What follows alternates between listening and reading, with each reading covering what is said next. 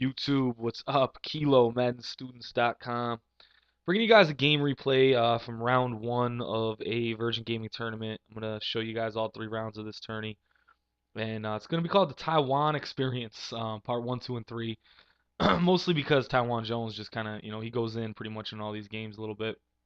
So before I really get into the whole gameplay thing, man, yeah, I don't know if everybody's noticed or not. I'm sure you have. I'm hoping you have anyway. But Shocker360 decided to turn his spam bots loose on our videos. I don't know. He's taking that loss to Fudgy real hard, apparently. And, rightfully so, man. I mean, the man makes the claims. He's the best at this. He's the best at that. He's the best on Virgin Gaming with a 20-7 record.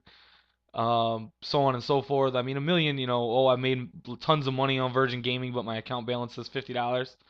And you, like, start with 20. In any event, he, uh, he turned the spam bots loose, so you guys see all these crazy comments. I mean, comments that don't even make sense, guys. Comments about this tip is garbage on gameplay vids, so on and so forth. They're the same spam bots that he has work on his videos, but on his videos, obviously, they do positive comments, and he has them programmed to like the video, and, that's why he has such a ridiculously high friend count on his channel. 3,900 subscribers and 3,500 friends. Nobody has that many friends based on the, what I mean, the number of subscribers. The friends number is always so much lower than the subscriber number. But I mean, whatever. Shocker's doing his thing on his channel. That's what's up.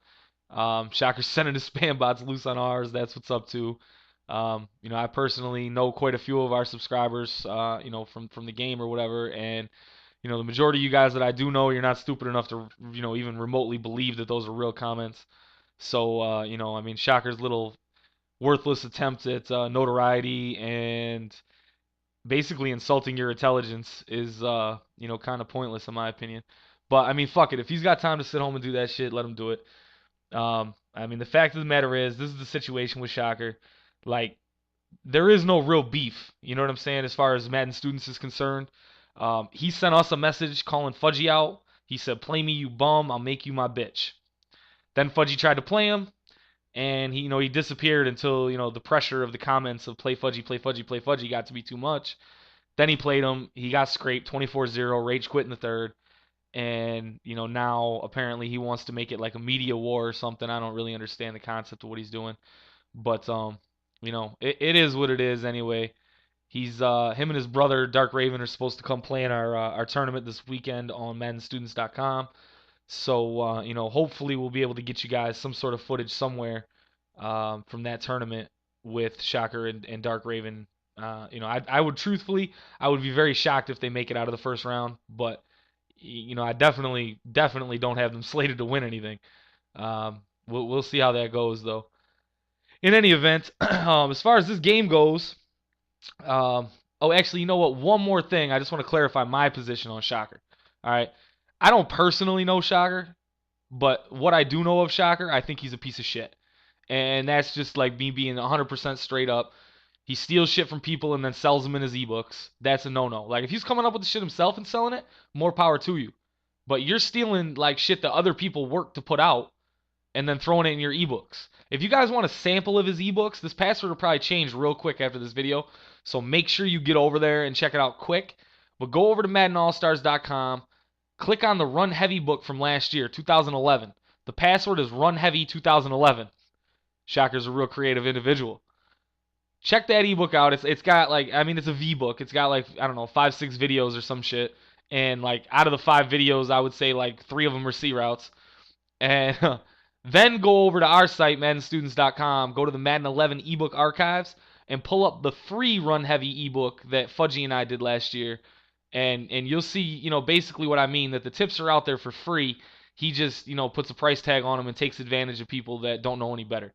And Madden Students is really devoted to the community. We hope to improve the community in some way, and that's just uncalled for. So yes, I firmly believe that Shaka is a piece of shit, and it wouldn't make me cry one bit if he fucking choked on one of his overpriced stolen ebooks. So that's my position on Shocker. Now that that's out of the way, back to the game. This game, guys, I'm running a little custom offense of mine. It's Kilo's California offense. It's basically like a beefed up West Coast offense. And I like the playbook a lot. It's working good as long as it's working. If I play somebody that has my number for quick passes or whatever, I can get myself into a little bit of a predicament because I don't really have a whole lot in this book to go deep. So pros and cons definitely. I'm probably going to be doing an ebook on this offense real soon, guys. I'm not 100% sure yet though. Depending on time and scheduling and so on and so forth. But my opponent here, guys, he started the game out real good, strong, close. Really, running the ball consistently with Darren Sproles, and he had a good game plan going, and basically, like, I was having a hard time stopping it. I was staying in the game or whatever, but definitely had a real hard time stopping his offense. He just kept pounding the ball, and normally strong close really isn't that big of a deal for me. Normally though, people are motioning people, and that kind of gives me a clue as to where you're running. And he wasn't doing that, which makes it a little more difficult to guess. Right there, he makes a mistake though and throws the user pick to me. And with the user pick, guys, that right there just turned the tide of this game, in my opinion. Because right now, we're gonna try to put the pressure back onto him, even though we're losing at the moment. And we do it right here with his little quick pass to Darren McFadden. We hit him with the swoop. Shout out to Z Farles, and we managed to get it in for 6. So when he gets the ball back, now he's abandoned this strong close thing, guys, which is bad. Don't ever abandon your game plan when it's still a close game. Um, and he gets sacked and fumbled, and now I got the ball in the 1. And from this point right here, this is where I start to take a little bit of a commanding lead on the game, and he's kind of in a position to basically have to throw the ball, and for the most part, guys, that's not going to work that well when you know what I mean. You're in shotgun sets and you are pretty much forced to throw the ball. It's not going to work. Like there has to be some sort of respect of the run from the defense, in my opinion, anyway, for passing to be really truly successful. So he ends up having to punt, and we're getting close to the half here, but I want to try to get something on the board before half. So we definitely go back to one of my favorite plays there, curl flat from tight doubles, and we just try to basically get it working. And then we audible down to the draw, and the draw just Taiwan Jones, guys, the Taiwan Jones experience. A lot of people ask me, yo, Kilo, you got McFadden. Why aren't you playing Darren McFadden at running back? Well, I'm going to tell you why. The reason that I put Taiwan Jones at running back and I put Darren McFadden at wide receiver, right? Taiwan Jones, I don't know if you guys are familiar with like that little like glitchy broke tackle animation that Darren McFadden has where he just shrugs them off and doesn't really lose any speed. Well, Taiwan Jones does that he gets that same animation pretty religiously. So I still have the break tackle ability with Taiwan Jones, not quite as much as Darren McFadden, but it's still there a little bit. And Taiwan Jones has a ridiculously higher agility rating. So he changes direction so much faster than Darren McFadden. And then, Darren McFadden's 6'2", so why not move him out to receiver? 6'2", 97 speed. Him and Hayward Bay both 6'2", 97 speed on the outsides. So that's kind of the rationale behind it. You'll also notice I start that rookie Osbury at tight end. That's because, number one, Kevin Boss, he kind of sucks. If you touch him, he drops it. So I don't really like Kevin Boss. He doesn't get much playtime with me unless it's a 2 tight end set. Osbury, on the other hand, he seems to hold on to the ball better. He's faster, and he's pretty much on the same level with the run blocking. So you don't really lose anything there. I think like the only thing you're really going to lose is awareness. And, not really my biggest concern with awareness for the players on Madden 12. I definitely could see where it would help out a lot on defense, but offense, it's just not really something I care too much about. So that's the rationale behind the whole Taiwan Jones thing, guys. And Taiwan Jones, I first started using him in this league I was in. Darren McFadden went down on the first drive of the first game of the season, and I lost him for a lot of weeks. So I started using Taiwan Jones, and I was busting huge games with him, 200 and 300-yard games, and he had 1,100 yards 6 games into the season, something like that. So that being said, I decided to continue to roll with him. Unfortunately, in that league, he went down with a season-ending injury. So he didn't get to continue that, but I'll definitely keep you updated and let you know how season 2 goes or whatever, or the playoffs, because I got him back coming in the playoffs. But that's the rationale behind Taiwan Jones. If you guys have not tried him out, give him a shot. Another good running back that's pretty much on the same level as Taiwan Jones, with like just plays way above their rating, is Roy Halou from the Washington Redskins. Those guys just, I mean, I don't know what it is, man. Those guys just go in for being low-rated running backs, and that's definitely helpful to be able to utilize Darren McFadden on the field at the same time so that you don't lose his speed. Excuse me. The game right here, I don't know what I was thinking right there. I just made a horrible play, but I mean, it is what it is. Sometimes that's gonna happen. I made a couple bad decisions. I really didn't play that well in this game. Truthfully, this game was like a very sloppy game for me. The whole concept right here, you request a friendly quit. The whole concept of playing well. I don't even know what the hell I was saying. The whole concept of playing well.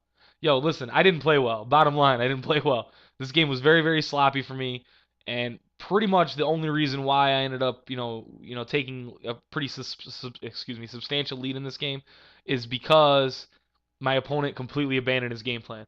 If he would have stayed running the ball, no doubt in my mind this game would have been a lot closer.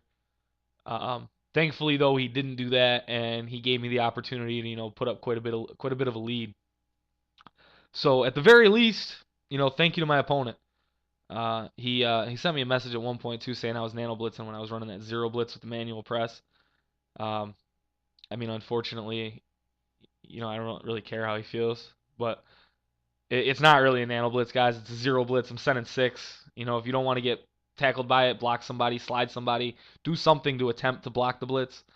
And then the manual press obviously makes it that much faster because you know what I mean. We're taking the hot read receiver, which is usually going to be your inside receiver. We're taking him right out of the play, and that's helpful. So here he goes back to strong close for a little while, but at this point, like I mean, it's pretty much too late. Like he should have been doing this. He should have been running the ball. He shouldn't have just decided he wanted to throw it up. I think there was like a minute and 43 seconds left in the half too when he decided to throw it up, which is ridiculous because like you still had time. You know, right there he gets the long ball. I think it was Devery Henderson caught that. And back to the strong close. I mean, and he's gonna put it in because he's back to his game plan, and this is the way he should have been playing the whole time. So sucks for him because he abandoned his shit, but I mean, what can you do? Right there too. I'm pretty sure he got that 2 point conversion, but they didn't give it to him. I don't think. Oh wait, maybe they did on the challenge. I'm not sure. I don't really remember. No, they didn't. So this is game one, guys. I got two more games coming to you. The second game, there's actually a thread up on maddenstudents.com because that dude was talking all sorts of crap to me, and then eventually said, "Dude, fuck you. Deal with Virgin Gaming," and quit out of the game. And he quit in the fourth quarter in some fashion that didn't give me the win. So, like, I don't know what kind of DC glitch he was running or whatever, but some sort of DC glitch he got on me. And then the third game, the championship game.